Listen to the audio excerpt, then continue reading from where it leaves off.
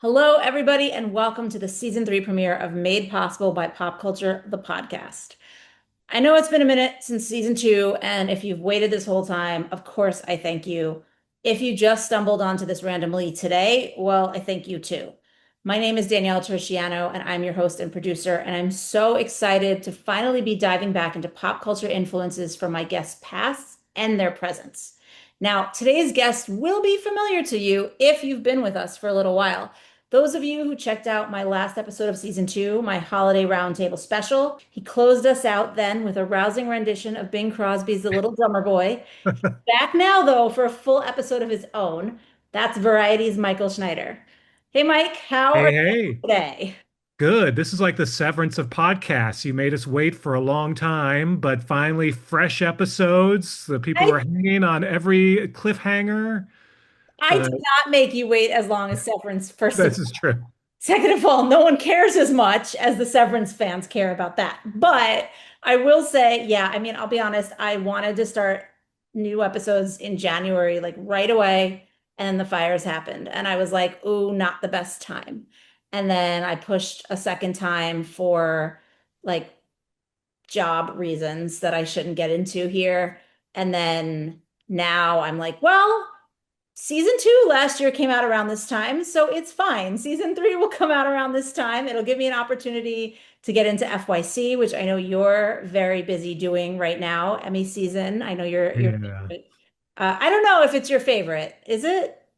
Is it anyone's favorite? There are fun elements. There are elements I really enjoy about FYC, and then there are other elements where it really, as you remember, was a long, long slog.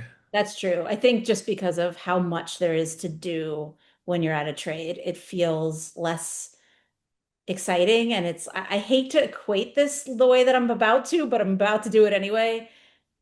People who have heard this podcast know, like when my mother was dying, she was dying of cancer, and it was like a very long, drawn out process. And so when she finally died, it was a relief. And I feel like with Emmy season, it's such a long, drawn out process that when you finally get the awards, it's like, oh God, thank God it's over, and I can move on to talking about something else.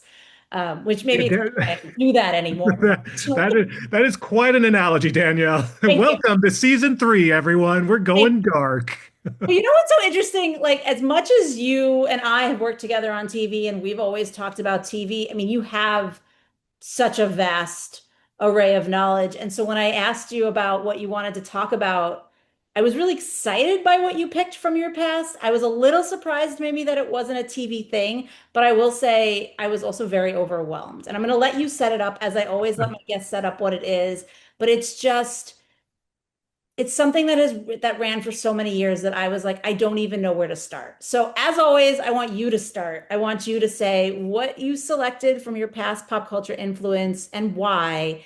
And with the why kind of like the starting point. Like where was it in its history that you were first drawn to it? Yeah, yeah. Well, I mean, part of I wanted to pick something that was a little different because I know you get a lot of people coming on talking about TV, talking about film, and I figured no one else comes on to talk about radio, Not yet. which Maybe you'll start a trend. I may be the only one to ever talk about radio, but in the spirit of, giving you something a little different to chat about, because, radio has always been one of my passions. And not a lot of people will say that either anymore, but from a young age, I was fascinated by radio. I wanted to be a DJ. I loved the music, but I also just loved the art of going on, cracking open a microphone and talking about it.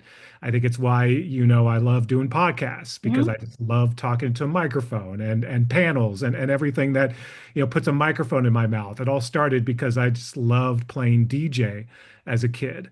And that started super young when I mean, let's go way back to the late 70s when I was just a wee pup. Some of my earliest memories when I was 4 or 5, I remember driving around town. My parents were. I was probably a little too, Obviously. but and listening to radio and being fascinated by radio stations, but then also listening to American Top 40 with Casey Kasem. This is And why I asked you to set it up because that show itself ran for so many years. I mean, he started in 1970, I believe, and then I know he took a little bit of a break and like Shadow Stevens took over for a little while, and then he came back. And then, at some point in the early aughts, like Ryan Seacrest rebranded it. So when you first said American Top 40, I got very nervous because I like to prepare for these podcasts by like going back to things and whatever it is, rewatching it, re-listening to it. And I went, oh, how do you do that with something like this? Because I can remember select weeks, sure, where I would sit at home and listen to it because I was waiting to see like where my favorite song was on the list, right? yeah, But the archive, I don't feel like is there the way that it should be.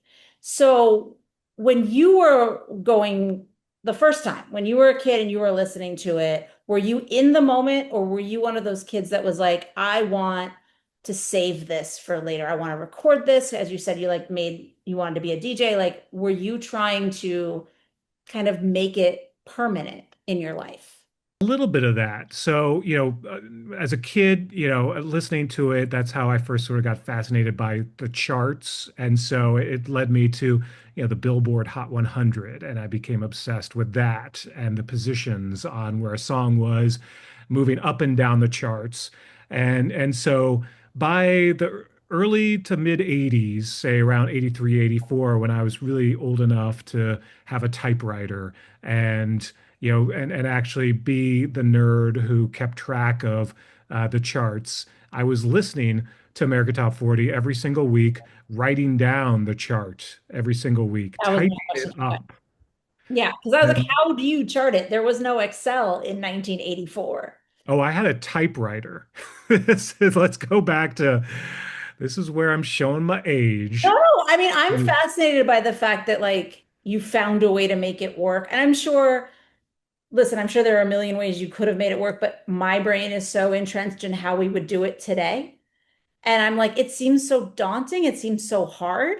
But also, obviously, you're passionate about it. So, like, that's why you're doing it. It's worth it. It's worth it to see, like I was saying, where did my favorite song fall that week? Like, I'm sure you were able to go back and look and see, like, where was it last week? Where is it this week? What does that mean? In a sense of where we are in culture. Yeah.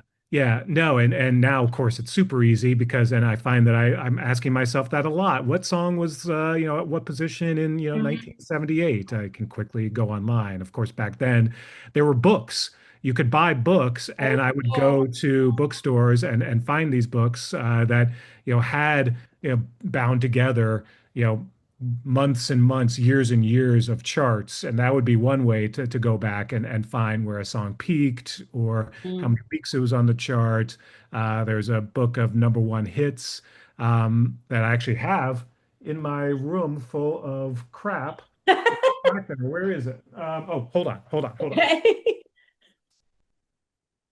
I mean, for those of you who are not watching this on YouTube, his room full of crap is not crap. It's And very also, you can see that I'm wearing shorts because I'm at home. But I have a couple of these. I have the Oh wow. book of top 40 What hits. does that say? I can't 1990 what did that say? 1955 to 2000. That's crazy. Yeah, and then I also have this, Billboard Albums album charts 1960 book. to 98. So So, that's what's so I, interesting though, because like you're talking about an auditory medium, right? Like radio, you want to hear these songs. You get a book to see where something charted, but you're not able to like listen to it in the context of where what made this thing rise this week? Was it maybe something in the culture that was speaking to the lyrics this time or the band itself? That's something that I feel like without the audio archive is just living in your brain, right? Like, is that something that you cared about when you were younger? in terms of sort of the Like, why of yeah, yeah. yeah. Yeah, there was some of that, and as I became old enough to actually, I think you know my whole history on the TV side, how I read TV Guide religiously, and that's how I learned about the TV business and became fascinated with Nielsen ratings and executives and the business of that. So at the same time I was reading TV Guide magazine, I was also going to my local record store and asking to look at their copy of Billboard magazine Okay. and was kind of doing the same thing, reading up. Back then, Billboard was, a big trade journal, and they would have the news of what was going on with releases, and I would read the columns about the charts and the columns about radio stations, and I was kind of educating myself on the business of the music industry and the radio industry too. And I just was consuming all of that. And then at the same time, I was so fascinated with the charts that here, I'll show you. I started creating my own chart. Oh So my God. here's an This is why example you of it. watch it on YouTube. Oh my God, This that's is so professional looking. It's upsetting. You did that. so How old were you when you did this? this was when I was probably 14. Okay, because I No, was gonna this is say, when I was a little older. okay. When I got to And the point. this, Although hold I on. was doing it by when I started, I was around 10 when I started putting together my own chart of my own like top 30, and I would like, chart the songs that I thought were the biggest of the week. I would go Okay. up and down. I would, chronicle how many weeks on the chart, where it landed. I was again a super nerd No, when it but came. that was going to be my question. What were these your favorite songs at the time, or the ones that you thought would land as the biggest? Because to me, those can be very different things, but I think it also says a lot about what you were trying to do if you're able to look past your own bias and be like, I love this artist. They should be number one every week. Yeah, no, it was more like what I thought was great every week. So I'll give you a good example. In 1984, I loved Madonna. Like Mhm. I was an early adopter with her first album, long before even Like a Virgin came out. And Borderline was a song that I just really, again, like, I'm what, 11? And I really just loved that. It was the first summer that I had MTV. That video was playing all the time. So that also informed the music that I was kind of gravitating towards. Same with Prince that summer. But so Borderline on the Billboard chart only made it up to number 10. Okay. Uh, and then started to go down. I love But that on song your so chart, much. My chart, it was number one for 10 weeks. what? I love Number that. one for 10 weeks. I kept it there. I was like, this is my song of the summer. Long before we were ever talking about songs of the summer, Yep. my song of the summer, 1984. I know that was the summer of When Doves Cry and so many other great songs. But for me, the song of the summer that year was Borderline by And Madonna. right, and I think that's fair. I think a lot of what is so personal about music is just like something has to hit you, and there's something that, regardless of what is technically better constructed, maybe, like there's just something that strikes you that hits you in the right emotions that makes you want to listen to something over and over again. So these charts that you made, were you then making your own version of a show in the sense of were you putting together like mixtapes with the order? Glad you asked, Danielle, because yes, You I can't was. afford to play any of them, but Yes, I was. Especially by the time I got to high school, I had the equipment that I could do something like that. oh, I had a microphone. I had the ability to dub things. So on cassettes, I was putting together a weekly. I would do like my top 10 countdown, that's and yep, I was editing together radio shows because I was doing a lot of that as a kid too. My imaginary radio station. It had call letters. It had format. It had all of that. So it had that's a logo that I created.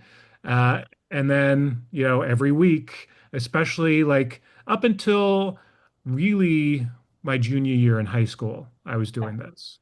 Uh, so what were you doing with the tapes? Were you giving them to friends and saying kind of like, what do you think? Or were they just for you?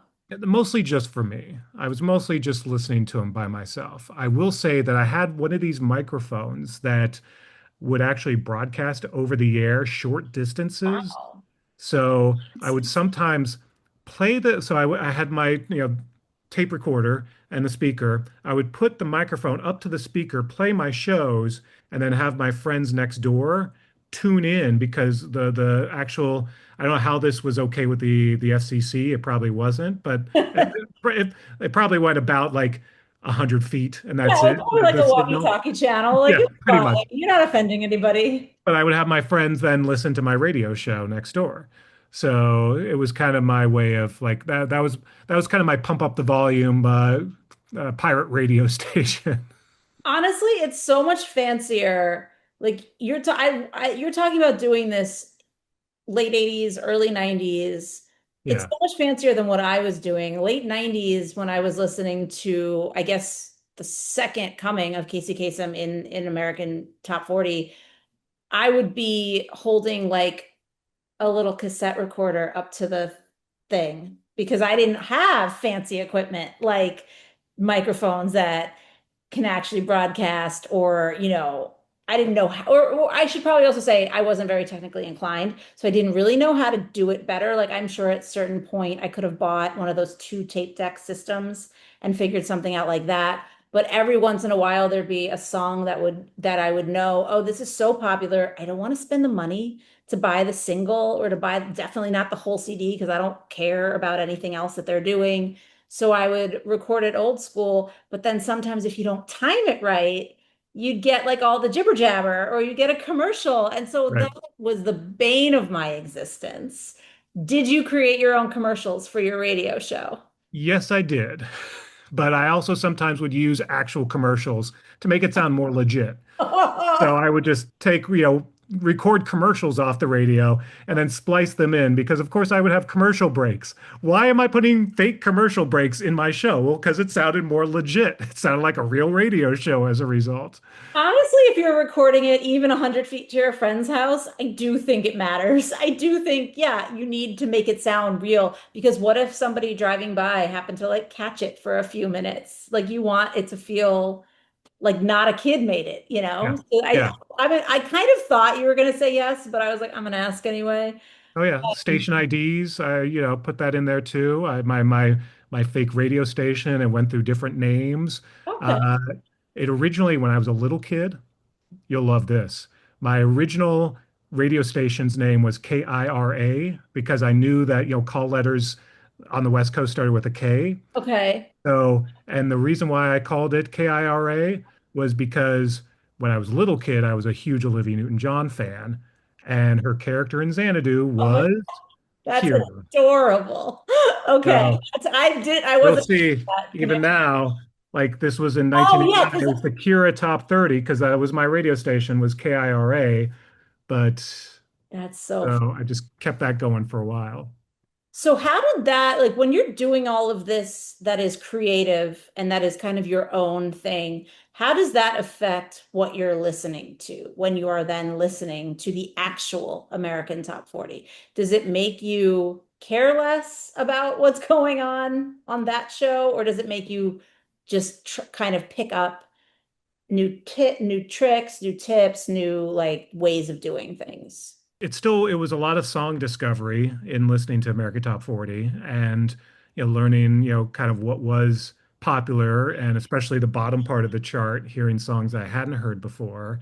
And it kind of worked to that degree too as I was charting where songs were going. So I think that impacted, in the 80s especially. I was listening to mostly mainstream music since I was so focused on the top 40. It wasn't until late high school that through friends I started discovering more alternative music and Depeche Mode and the kind of bands that sort of later defined the kind of music that I really still love now.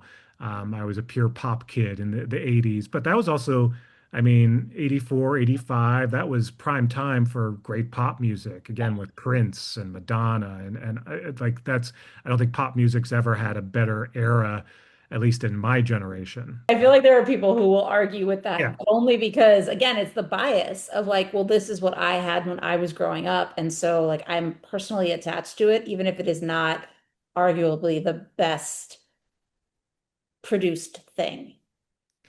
I Yeah. don't know. I will be honest, I don't remember a lot of the big list, like the full, these are, we're saying American Top 40, you had 30, but like that's a lot of songs every week. And I remember listening to the majority of it, but it was like a 4 hour radio show. Long show. Yeah, Yeah, yeah. so I mean, there was always times where I would dip in and out, or I would just say like, I'm only gonna wait until the end. I just want to know what made the top, and or I want to record a specific song that I think is in the top. And so I do feel like those songs that you talked about that were not as mainstream, that were on the bottom of the chart, like I couldn't even tell you today what they were. Like I Well, don't that's remember those pieces, and that I feel like is unfortunate. that's kind of the fun of, so I sent you that link of, Yes. iHeartRadio has a channel on their app that's nothing but old America Top 40s from the 70s and 80s. And part of the joy, I listen to it quite a bit now. Going back and listening to some of those old shows is they call it the dirty 40 or the dirty 30, where it's like at the bottom of the chart, a lot of these songs that just have Yeah, poof it didn't, yeah. gone away to history. No one remembers these songs. They were top 40 songs at the time. They were hits at the time, but they haven't resonated. They haven't stuck around. And it's always fun to go back and listen to like a random episode from 1985.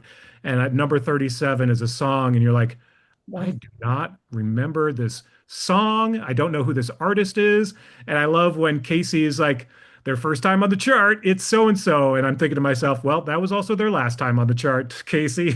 This is, I can't even call this a one-hit wonder because the song peaked at number 29 and then it went away and no one ever heard of it again. Yeah, I will say I'm glad that you brought it up because I was going to bring it up, but I'm also really glad that you sent me these links, and I will put them in the at least in the YouTube version of the description so that people can find them, if not also like the general podcast version. But because that's why it felt so overwhelming when you first picked this. I was like, whoa, first of all, you're talking about slightly earlier era than when I was listening to it. So I can like guess what was making it based on, history and what we know was popular.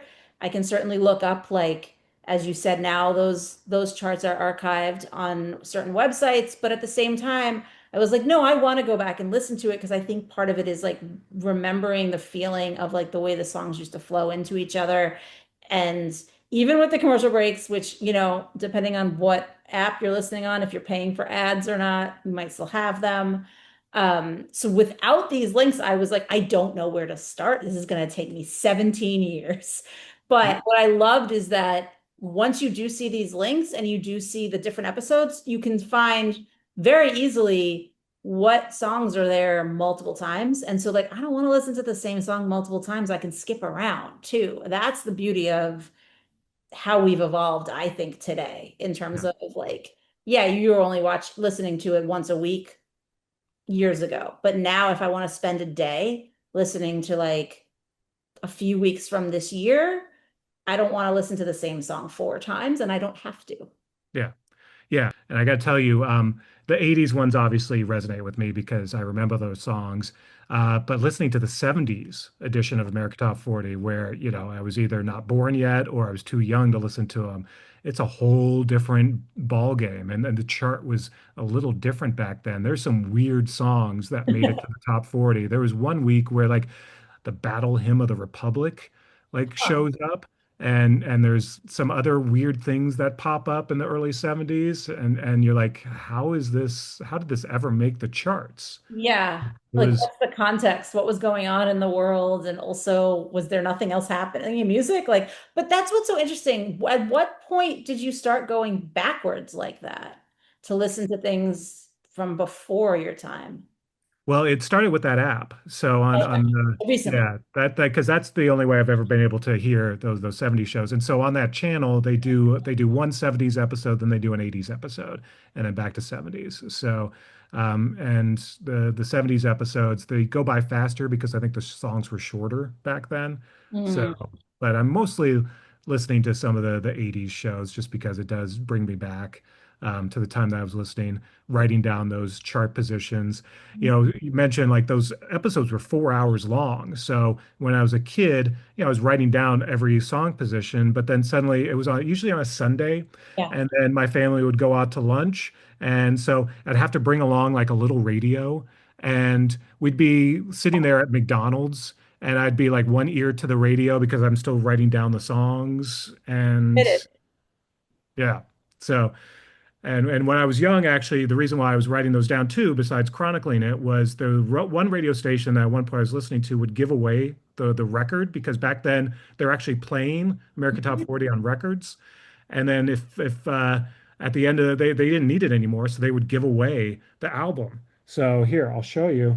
I have a bunch of these. These are actual How American Top 40 were albums. you getting them? Like, what did you have to do to You would like, just have to tell, like they would say, like, what was number 26? Be the first caller. And usually I'd be the oh. first caller because I was the only one at home writing it down. And so you see, they would, I mean, the radio show was on records. So Yeah. I have a whole bunch of these thanks It's so to, it's so fascinating though, like our like throwaway culture because like you said like they didn't need them anymore, but like yeah, they kind of did. What if it made the chart next week? They could have reused the same record and just moved it a position. They didn't well, have to. this is the whole show though. I mean, Oh, it's the whole show. this is like the Casey Kasem show with ads in it Oh, too. It's I got okay. everything in it that they sent out to affiliates. I thought So, what you were saying is that like they would give away like certain like they would switch out the disc. I'm saying disc because yeah. I don't know No, why. no, no. They would just like play these whole shows. And then every week you see it has like a date at the bottom. I think this is from like Okay, yeah, yeah, 85. September 14, 85. So it's that chart But show that from the makes it week. a lot cooler. Yeah, it even has like promos with Casey on here. It's kind of cool to have. So I got to meet Casey Kasem a couple of times. One time I did ask him to sign one of these. So here we go. I don't know if you Wait, did you actually put the record in that box so that you can't listen to it anymore, or is that just the sleeve? Yeah, this one I can't listen to anymore because like I needed a frame when I had Casey sign one There. of my Okay. albums. So RIP Casey Yes. Kasem. Yes. That's one of my prized possessions. I got to have lunch once with Casey Kasem, thanks to my job. I was Um, gonna say it was right because I imagine at some point you've interviewed him. I mean, I should have checked before we did this podcast, but I didn't look up to see your byline with him on yeah, anything. and I don't know if I ever have a story that I did with him, unfortunately. Okay. I got to I- do a lunch with him, but yeah, I don't think I ever did a story with him. Honestly, sometimes the lunch is better. Like you're just Yeah. actually having a conversation, not fishing for a certain angle or whatever. Yeah. You mentioned obviously a few times that like the 80s was really when you were listening to a lot of this and like doing a lot of this extra work. What did you think when Shadow Stevens took over? Were you into it? I wasn't. So there's an interesting story there. I mean, interesting if you're a nerd like me. But, so Casey Kasem, ultimately got into a salary dispute, as you do, with ABC Watermark, which distributed America Top 40. He was one of the creators of the show, but felt like, he just wasn't being respected, wasn't being paid enough. So ultimately, they came to an impasse. And so he left the show, which was always, so I remember reading about this, of course, so I knew it was happening, listening to his final show, waiting for him to say something, and then he signs off his final show of America Top 40, never says anything. He just does his Oh, usual, keep your feet on the ground and keep reaching for the stars. He doesn't say like a see ya, nothing like that. well, I So didn't realize that. maybe it was so like nasty that he just left. And he immediately created a new show with Yeah. a different distributor, I think with Westwood One, and they called it Casey's Top 40. But my problem was I was a purist. Okay. Billboard's Hot 100, which is what AT40 used, was the official chart. So I continued to listen to AT40 with Shadow Stevens because that was the official chart. Okay. Casey's Top 40, they kind of made up their chart.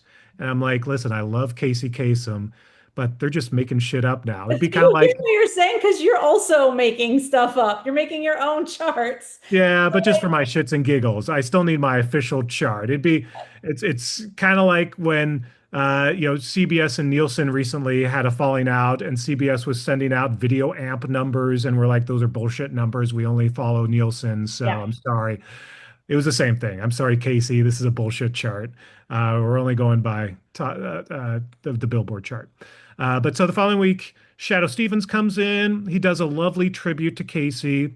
But there's an entire book about American Top 40 where I learned a lot of this. But Shadow Stevens was very much a different kind of DJ. Yeah. He had great pipes. I mean, Shadow Stevens has an amazing voice. But he was also very much a theater of the mind kind of guy. He was very arty. He wanted to do something different with American Top 40. Casey Kasem was all about here's the stories, here's something interesting about a story behind the hits. Where Shadow wanted to do more artsy stuff, more voices and theater. And apparently, the producers did not love that. And it was a constant back and forth. But it was kind of weird because early on, Shadow was not doing a lot of those stories. He was trying to do something different. And I'm like, just give me American Top 40. And I think eventually that's how American Top 40 sort of started to fall apart. And it lost affiliates and it became a shell of itself. And by the mid 90s, it had lost so many affiliates that ultimately it was canceled. And it lasted a few more months because of international deals. But by 95, the show was off the air. And the interesting story is because ABC Watermark let that lapse, and there was a 2 year period where there was no American Top 40 whatsoever. There is an interesting piece of Casey Kasem's original contract with American Top 40, which was if the show were ever to lie dormant for more than 2 years, he got back the ownership rights to the show as a co-creator. So lo and behold, in 97, the show had been off the air for a couple of years. Suddenly he owned American Top 40 again. And that's what allowed him to get back the rights. And then he immediately resold it to Clear Channel, which is now iHeart. And he was able to once again host American Top 40. And so began the second reign of Casey Kasem on American Top 40. And all was right again in the universe, except for the part Well, where he was still not using the Hot 100. oh, I was gonna say all was not right because of those 2 years. What did you do during those 2 years? That sort of coincided with when I went to college. Oh, And okay. at So that you point, I had fallen off the wagon when it came to, I was actually at that point, I was running my college radio station. So I because had you gone really from, didn't care because you're like, I have my own stuff to worry I'd about. gone from my imaginary radio shows to actually doing real life radio shows over the air. So finally, I'd fulfilled my dream to some degree. Nice. Yeah, Um, it's so interesting to hear that history like summarized that way because I really didn't come in until Casey's second coming. I really wasn't doing much of anything with music until the late 90s. I mean, obviously I was listening, but it was a different vibe. Like my parents didn't really like me listening to anything explicit. So if it had one of those parental advisory labels on it, my dad would like chuck it out of the house for a very long time, even things that were gifts, yeah. which I still get upset about. And I find kind of racist because he didn't do that with Eminem. He actually kind of liked Eminem, but he did it with other things. Anyway, Yeah. um, but because going back to what you're talking about how like it's pop music, it's mainstream music, none of that stuff really had that label. So like we heard it on top 40. And then I said, I want to go get that full CD. I usually could. Or, yeah, it was CD in the late 90s. Yeah, Yeah. mostly. So it was an interesting, I thought for me, it was an interesting experience of like, I don't know that I really love all of the stuff beyond this maybe one song that made the top 40, but you're allowing me to buy that because you're not worried about its messaging. So then I collected like this massive CD collection of stuff I didn't actually care about or listen to very often. Because mostly I should have just been buying singles, but like that seemed like a waste of money. And occasionally, like I said earlier, I would record something, but then it was kind of like over here on a different device, not easily accessible. Yeah, well, it's an interesting because in the late 90s, that's when the industry really changed and they moved away from singles, which That's I true think too. Yeah. was to their detriment because that was, always the starter for, young people who maybe couldn't afford or didn't want to buy an entire album, but they could buy a single. But the labels got greedy and they stopped putting out singles and, because they wanted people to buy the whole CD. And that's when things got weird with the charts because the Billboard charts for the longest time would only allow a song on the Hot 100 if there was a single available. So in the mid 90s, the charts got weird because some of the biggest songs that were, huge radio hits were not on the Hot 100. Yeah. So there's a weird gap, and this is, in my Virgo head, that's also when the charts kind of fell apart because suddenly it didn't really feel like an accurate, look at really what the hits were. And they finally fixed it in the late 90s, but by then it's sort of, well, now there's a weird gap, and it sort of damaged the chart in my mind to some degree, and the chart's never quite been the same after that. And then also when American Top 40 switched to going away from the Hot 100 because music changed to some degree. And as people were buying more different kinds of music and hip hop was becoming ascendant, and American Top 40 didn't want to play all of that hip hop, they moved to a radio chart. And so they were just going with sort of the more radio friendly mainstream stuff and not necessarily this wasn't the real survey of the most popular songs of the week. This is just what radio had sanitized and decided these were their songs of the week. And so things got messy in the late 90s. I mean, I think you could probably argue, or I will argue, because it feels like that probably was starting to happen sooner than we realized because of the specific genres that were not being played. Like that, they would have their own station, right? Like there'd be a country station, there'd be an R&B station. Like they were not getting the mainstream attention. So in my head, I always did have that question of like, well, how accurate is this number? Is this top 40, a top 100 number? What are they pulling from? I wasn't doing what you were doing, where I wasn't like going and reading the trades and getting all of that background information to find out those things. But even now, and certainly in recent years, as I was covering things like TV ratings, knowing that, hey man, if you're not going to release your streaming numbers, Hulu, you can't say that's the most watched thing and that it's a news story because maybe it is. But what does that mean? What is most watched to you? Is it a million? Is it a 10,000? And I'm only calling out Hulu because this is a story I literally was fighting with them about years Yeah. ago, where I was like, I want to write this story, but like I need something quantifiable. I need like real numbers, real proof. And that's something that I feel like, especially with those charts, like I always had that thought of like, where's the other stuff, the stuff that's not mainstream, is it being accounted for? And if it's not mainstream, sure, it's not going to rise to the top of 40. That's fine. I'm not saying it has to, but is it even being counted or is it being called other and not being counted?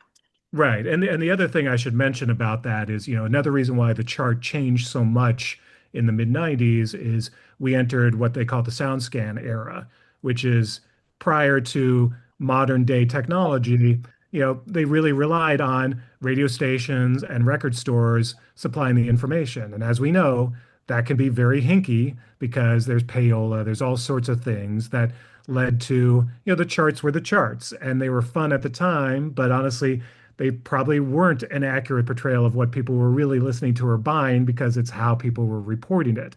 And when Right. SoundScan came out, that was also around the time that hip hop was on the rise and lots of different kinds of music were on the rise. And that suddenly changed the charts dramatically. And that also suddenly became interesting for radio because, oh, wait, all this stuff that is the most popular, we're not playing. Yeah. So we're not going to run an American Top 40 with NWA at number one because we're not playing NWA on the radio, even though it's number one. So, well, let's go with the sanitized radio chart instead. I mean, Uh, I think even when you were saying earlier, like you go back and you listen and like there's somebody at number 29 you've never heard of again. Maybe they were paid yeah, person on the list to try to get them more right. attention, to try to get them more sales. I'm No, sure absolutely. that's happened multiple times. Nobody's hands are fully clean. I do want to ask, now that you have this resource of being able to go back and listen to these things, are you like trying to get your kids interested in this stuff, in this like stuff makes it sound so reductive. I don't mean it to sound that way, but I mean just like this general sense of like the history of this radio, but also this music. Like the fact that as you're talking about, what these charts were based on and like where these songs came from and like what was going on at the time to make them in this order. Like, is that something that you have tried to share with them? To some degree, I mean, not the charts. I don't think that's something. And I force them every once in a while, especially on road trips. I'll put on an American Top 40 just because Sure. it's kind of fun to listen to as we're driving. And I think honestly, they've got their earbuds in and they're Yes, listening they to don't what even we hear it. listen to. But we are sharing a lot of music, and especially now as they've gotten older. One of the things that I started doing during the pandemic was collecting vinyl. Mhm. And I started buying a lot of vinyl, even though I probably had a lot of these albums on CD already. It just became Yeah, but fun to it's a have like the different. big albums again. And my youngest son started really because he's really into jazz.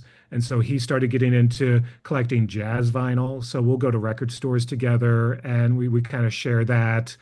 My older son is more into hip hop and interesting Hawaiian reggae music. Oh, So we kind of can share that a little bit, and I'll go to concerts with all of them. So we're definitely bonding over music, and they're both appreciating some of the earlier stuff, mostly the earlier hip hop stuff. The stuff that I loved in the early '90s, De La Soul, yeah, the stuff bands that like probably didn't that. make it onto these charts anyway. So, Right.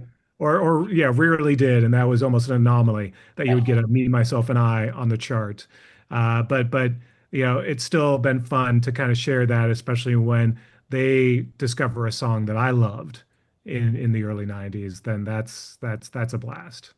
so the reason So I'm asking is because the thing that you picked for your present influence, I feel, please correct me if I'm wrong, I feel might have also been something that you were experiencing with your kids. oh yeah, Because it started so many years ago, I feel like maybe they were the target age when I yeah. don't, math and I are not great, but uh, We're journalists, so of course so not. why would math matter? We're not Yeah. talking about numbers ever and ratings. What? Um, where was I going with this? Oh, I lost my train of thought.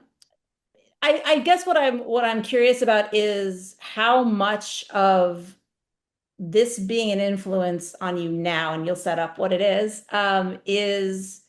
because of memories that maybe you are tied to from the earlier version of it. Yeah, no, absolutely. So we're talking about Phineas and Ferb, the Disney Channel show now on Disney Plus as well, that launched in 2007. So when the show premiered, my eldest Evan was three, two or three, and my youngest Nathan hadn't even been born yet. Okay, so maybe He was not the born target age. 2009. But, the show continued, for a long period of time. So, as they were youngins, we were, huge Phineas and Ferb fans. We went from watching the preschool shows on, Disney Junior and Nick Jr. to eventually watching Disney Channel shows. And, by the time the show went off the air originally in 2015, that's when Evan was 11 and Nathan was, again, math, five or six. So they were target demo. And so we were watching a lot of Phineas and Ferb. I was taking them to Phineas and Ferb panels that I was moderating. I had the opportunity to actually, when I was at TV Guide in 2015 when Phineas and Ferb ended. And so I actually put together the farewell panel to Phineas and Ferb at Comic-Con that year. And I had brought my kids along to a lot of these things, so it really was kind of baked in. It was a show that we watched together and a show that we loved. And Phineas and Ferb was always a show that spoke to multiple levels. My kids loved the stories, but then I loved some of the really irreverent humor, and it spoke to us on a whole different level. So between the two of us, we both really enjoyed that show. So Well, yeah. that's also what I find really interesting because when you said this is your present influence, I was like, it's so great to see something that has stood the test of time. And when you first said it was your present influence, I thought you meant the original. And then I realized you went, oh, there's a new crop that just launched on Disney Plus, and that's what you're talking about because you just did moderate that Comic-Con panel as well. And so to me, that like made it even better because it was like not only did the original mean something and stand the test of time, but now you're able to kind of still keep it going. And as much as we talk about reboot or revival culture, not always working. It feels like this one works. I will say that I was not. an avid viewer of the original, so I don't want to speak on behalf of people like you and your children who have strong, strong feelings about it. But watching some of the newer episodes, I was really impressed by how it felt like it still all fit together nicely, and it didn't feel like they were trying too hard to have a reason to be doing it again now that didn't fit the story it already was telling. Right, right. Yeah, I think that was part of the joy of it is it picked right up, 10 years later. It didn't feel like it was any different. If anything, it was sharper, I think. There was more music than in the original. It because they knew that these episodes were going to be probably streamed or binged all at once. There's more of a through line to some of these episodes. But also, I think what I really enjoyed about it was I think they know that their audience has grown up too, and so in some ways it's more subversive and it has more sort of edgy elements to it because they know that that's what their audience kind of loves now, and they've grown up a little bit with their audience, but it's still sweet and still just it's just fun to see that not much had changed, but yet it changed in all the right ways. Do you feel like it being set in the summer is also kind of something that is special about it, given that I don't feel like a lot of shows do that. I feel like we spend a lot of shows, adult or not, adult or kid programming. I feel like we just spend a lot of shows during the year and they're not necessarily, there's no necessarily like special. I feel like look, I'll speak for myself. I feel like summer has always supposed to have been earmarked as like special time, like more time for friends, more time for family, a little time to unwind. Like, yes, we all have jobs and we're still doing them in the summer, but maybe we're taking vacations. These are characters that are kids, so they have that feeling as well. And I feel like when I watched these new episodes, it put me in that kind of mindset of like, remember why this was special, remember why you should be slowing down. Right. Yeah, no, I think so. I think it's smart that, it's during months that it doesn't have to take place in school. It really is about these kids and their imagination and trying to, create their own summer excitement. And what's, nice about the show too is, if this were real life, they would just be on their phones. And it sort of sends a little bit of a message, I think, to kids watching that, you should, this is a time in your life where you should be having these adventures. Maybe you can't, create these out of these world, inventions, but Yeah. you can create your own version of that and make the most you can out of this summer. And really bond with your family and with your friends, and it's just a good message on top of everything else. This also might sound a little strange, but being that you are an adult watching this show now, do you feel like you have to carve out special time to get in the right mindset to watch it? Because it is aimed arguably at a slightly younger audience. Strangely, no. And maybe it's just, I'm so used to the show that I know what to expect. And it is so clever on so many levels. And, it rewards some of us oldsters. So many storylines are almost Gen X oriented just because the Oh, yeah. creators of the show are Dan and Swampy are Gen Xers and they give us a lot of winks and nods Okay. for fast pace. I don't necessarily, I guess what I was thinking when I asked the question was more because like a lot of the like the adult animation, you sit down, you go in and like it's aimed at you because I think even sometimes the drawing style, it's a little bit, I'm not going to call it photorealistic, but it is a little bit more characters look like people a little bit more than I would argue these ones do. And so like the colors here are so bright, like it's fun, it's super fun. But as somebody who is not fun in my daily life, I felt like I needed to like really sit down and be like, okay, turn off the cynical part of your brain. Don't Yeah, judge this. It's not aimed at you. Like and I didn't find myself judging it saying like, oh, the story is bad, but I did find myself being like, I do feel like the colors are too bright for me. I don't feel I feel too jaded for this show. And you're different than I am. You're not as jaded. So like maybe that's not an issue, but like I think that's where my head was when I was asking that question. Yeah, well, yeah, I can see that. I think it's, in some ways we need this show now. Yeah, And it is nice to, sort of, turn off the brain that's worrying about, the destruction of civilization as we know it, and, have a little fun. I think, also it helps that, I've been watching these episodes, especially with my youngest son, because he was so excited about the return of Phineas and Ferb. He's 15. So you would think that maybe he would be, a teenager and sort of a jaded teenager, but he and his friends were really excited about the return of Phineas and Ferb because obviously to them this is nostalgia. They yeah, grew up with this show and they were excited to see these new episodes and I know they're loving it. yeah, So it's fun to watch it with them too. And now to like watch it with them on a whole different level because watching a show with a 15-year-old very different than watching a show with a 6-year-old, yeah.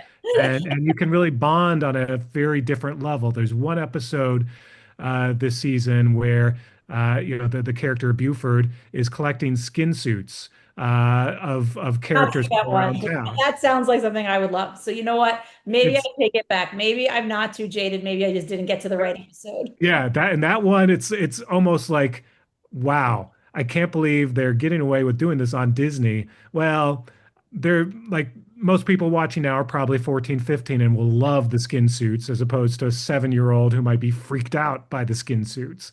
But it is strange. I do think I mean, that you brought up a great point of like, because this is his nostalgia, like, yeah, we might argue that a 15-year-old coming in cold to the show might not attached to it, but because they grew up watching it, it is the thing they want to see back. It is connected to something that they loved that is not just, I mean, that's the whole point of this podcast. Like it's not just about what the actual piece of, I hate to use this word, but content is. It is about your memories that are attached to how you watched it. And for him, I'm sure it's a lot about watching with you as well, but also just like growing up with it and what you were doing and what you were learning from it. And now being able to go back either to those old episodes or to the new ones and appreciate it on the level that you were appreciating it the whole time. Because now there are things that maybe went over his head when he was little that now don't, that Yeah.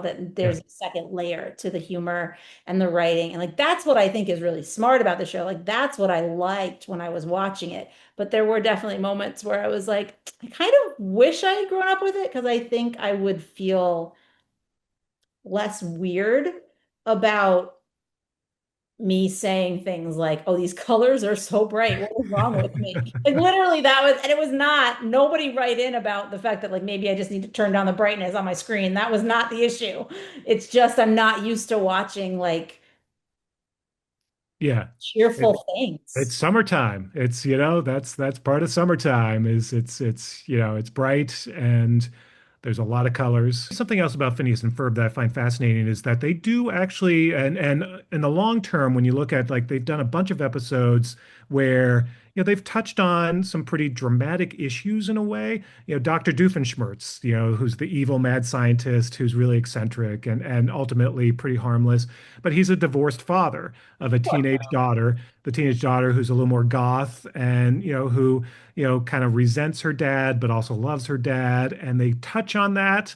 And there's something fascinating about them touching on that. Phineas and Ferb are stepbrothers because it's a blended family, and they go into that a little bit. There's some interesting backstory that they'll touch on every once in a while, along with the brightness of it. So it's a Yeah, real I do think they did a interesting. good job with like the characters and all of the, the actual narrative story. I'm not trying to say your pick was bad or that I don't like it because that's not true. I do enjoy it. I just feel so dark when I watch it because I know, and this isn't about me, this is not about the show, but I just know I'm like I'm too dark for this show. Like as you're talking about things like the stepbrothers and the blended family, I think that's great. I think those are stories that I feel like more shows should do, especially aimed at children. It just shows that like families look like everything and it's normal and it's okay. Um, However, the first time I learned that, I kept kind of waiting for like the big like the traumatic, and like that's not what this show No, is. You know no, what you're I not mean? going to get the But traumatic. that is where my brain kept going because of all the television that I'm used to watching or used to writing about. Like I kept waiting for that like very special episode almost. And don't get me wrong, I'm glad they don't do that. But it just kept throwing me of like, oh, this is how it probably should be. This is not the kind of kids entertainment I grew up with. I grew up with the very special episodes where like everything suddenly was like, you're gonna die because they were trying to hammer home lessons and I'm not saying that's good. That's not good. It was unrealistic and also probably gave a lot of people complexes about things that weren't that serious. But I don't know. I think I just wasn't expecting. Yeah. Well, there's there have been a couple of TV movies that Phineas and Ferb did, including Candace Saves the Universe, where there Mhm. was more of that.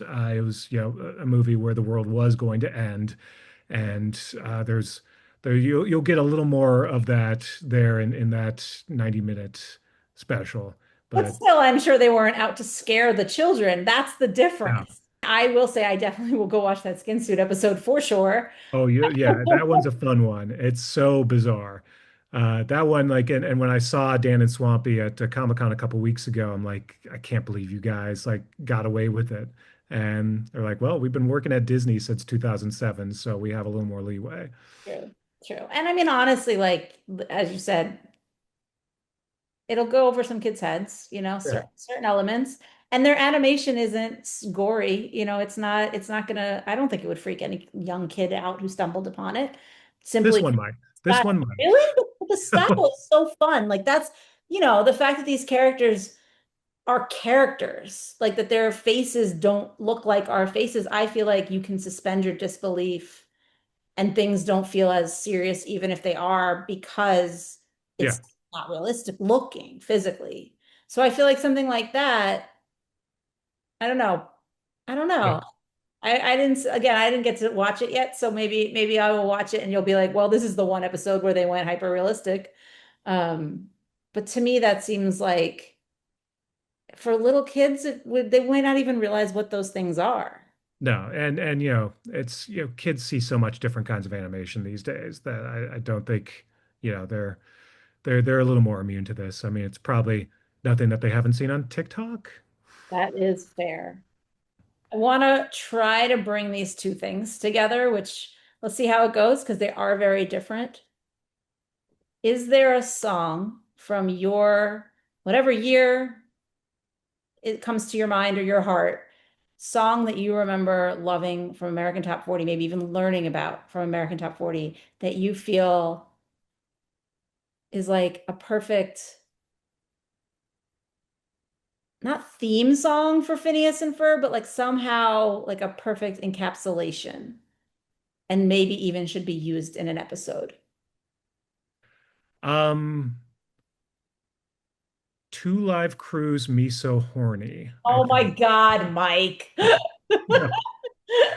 I know it's an insane question. I only bring that up because one of the things I always found so funny is that song actually did make the top 40, and every week I would tune in to see if Casey would actually say the title, and as far as I can remember, he never did.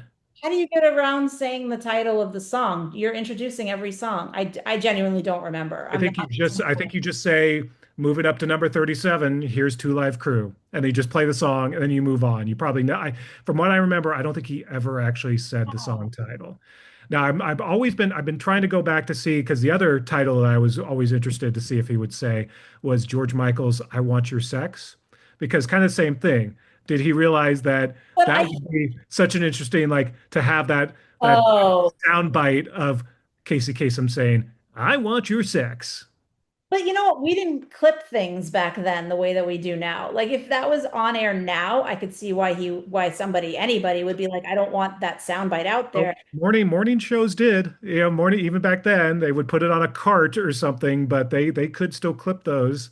Well, they And could. I just didn't think like the shock jocks cared at that point. I thought that yeah, was later, but they maybe I'm wrong. they were funny. I will also say that I guess I wonder also what he maybe was censored.